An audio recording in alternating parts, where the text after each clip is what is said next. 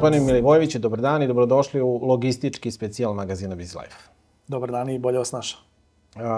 Radite u jednoj specifičnoj branši i to u Sjedinjenim Američkim Državama, zemlji koja je zapravo izmislila savremenu logistiku i u tome otišla najdalje. Za Sjedinjene Američke Države to je esencijalna grana privrede i znamo da je jako važan taj dolar po milji i da u njemu učestvuje mnogo faktora. Od toga koliko je gorivo, imate li vozača, nemate, da li su pokidani lanci snabdevanja i tako dalje. Pogotovo sad s ovim novim tarifama koje je uvela Bela kuća prema mnogim stranim državama. Kako poslovati u takvim izazovnim radnim uslovima, da kažem? Pre svega, hvala još jednom na pozivu. Raduje me da vidim da ste prilično dobro informisani o industriji kamiona i da ste odličan sagovornik sa kojim mogu da podelim neke zanimljive stvari. Recimo, industrija kamiona u Americi je odgovorna za 75% prevoza robe u čitavoj državi. Upošljava oko 3,5 miliona vozača, ima 3 miliona takozvanih šlepera, 10 miliona motorizovanih jedinica gde spadaju i šleperi i neki manji kamioni i ukupan prihod koji ostvaruje na godišnjem nivou je blizu $1 trilion, odnosno 1000 milijardi.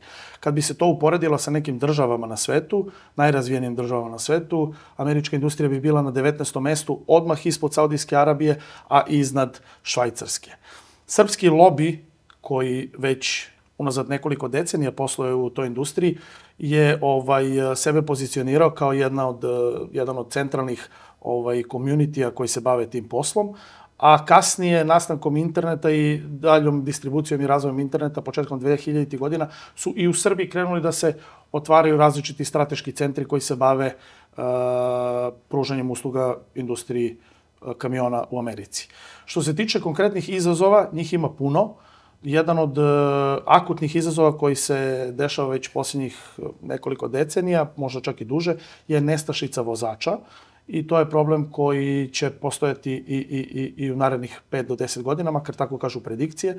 A također jedan od izazova sa kojima se suočavamo je nedovoljna digitalizacija i automatizacija sistema, pošto američka industrija kamiona, bez obzira na tu svoju veličinu, ipak malo kaska i zaostaje u poređenju sa nekim drugim industrijama u Sjedinjenim Državama. Pre nego što ste osnovali Versirius, stali ste za jednog uspešnog start-upa. Kako uopšte izgledao taj vaš razvojni put? Od Niša do običnog regrutinga pa do onog što zapravo radite danas?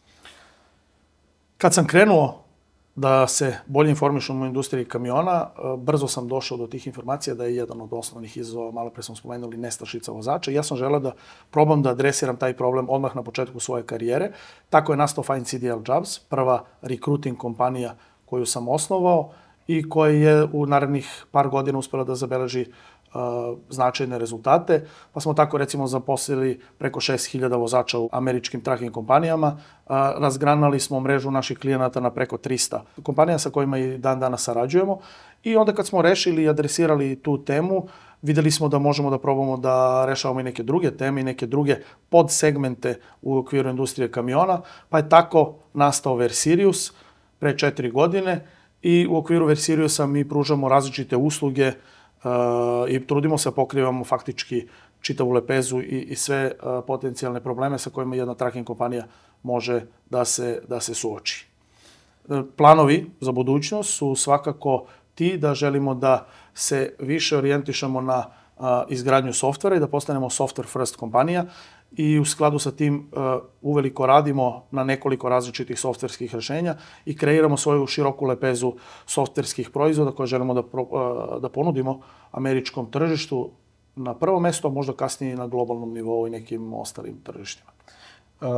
Kompanija posluje na 4 kontinenta, sedište u Srbiji, a zapravo poslujete u Americi. Opet ponavljam, u tržištu koje je ekstremno razvijeno.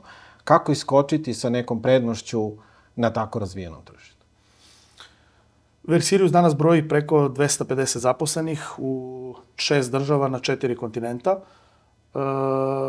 Ono što nas izdvaja u odnosu na neke druge kompanije koje se bave sličnim poslom su svakako ta kombinacija tehnologije i usluge koju pružamo našim klijentima, Pored toga također na osnovu tih naših trenutnih kapaciteta možete vidjeti da se fokusiramo na diverzifikaciju, ne samo poslovanja i različitih industrija, nego na kulturološku diverzifikaciju, na diverzifikaciju geografskih pozicija odakle obavljamo posao i mislim da taj spoj diverzifikacije zajedno sa tehnologijom i uslugama je ono što čini Versirius unikatnim predstavnikom na tržištu, tako konkurentnom tržištu kao što je tržište kamiona u Americi. Također, još jedna konkurentska prednost predstavlja to što smo uspjeli da obezbedimo niže operativne troškove u poređenju sa nekim drugim kompanijama i neki od kurioziteta i zanimljivosti vezanih za našu kompaniju su ti da je prosječna godina starosti u našoj kompaniji zaposlenih 30 godina. Također, jedna zanimljivost je da, iako naša industrija nije poznata po tome što upošljava veliki broj pripadnica lepšeg pola, kod nas ih ima preko 33%, dakle više od trećine zaposlenih u Versirius su žene i na to smo naravno vrlo ponosni. Vaš novi slogan je Versirius more than logistics. Šta to u praksi znači? Američka industrija kamiona je duboko fragmentisano tržište sa preko 95% kompanija koje imaju do 10 kamiona, odnosno do 10 jedinica u svom portfoliju. More than logistics je naš novi slogan jer upravo želimo da adresiramo te kompanije, da budemo njihov one-stop shop za sve potrebe i za sve servise i sve usluge koje su im potrebne i da kreiramo softvere pomoću kojih će te kompanije moći neometano da funkcionišu i obavljaju svoje poslovanje. Trenutno smo uspjeli da iskreiramo nekoliko različitih softvera. Prvi je svakako ELD, Electronic Logbook Device, takozvani takograf na srpskom tržištu koji meri vreme koje je vozač proveo na putu. Tako je. Nakon toga VoIP, Voice over Internet Protocol, koji nam omogućava da komuniciramo neometano sa Amerikom i sa drugim državama sa kojima smo povezani i radimo na dizajniranju i kreiranju još nekoliko različitih softvera i sve njih želimo da integrišemo u jedan veliki tracking management sistem, odnosno TMS, koji će integrisati i objediniti sve te softvere i biti upravo ono što treba tim malim kompanijama i zato smo želeli da našu novu krilaticu nazovemo More than Logistics jer pokrivamo i više od onoga što je potrebno u obavljanju uslužnih delatnosti u logističkoj kompaniji. Hvala mnogo što ste izvolili vreme za BizLife. Hvala vama što ste me pozvali.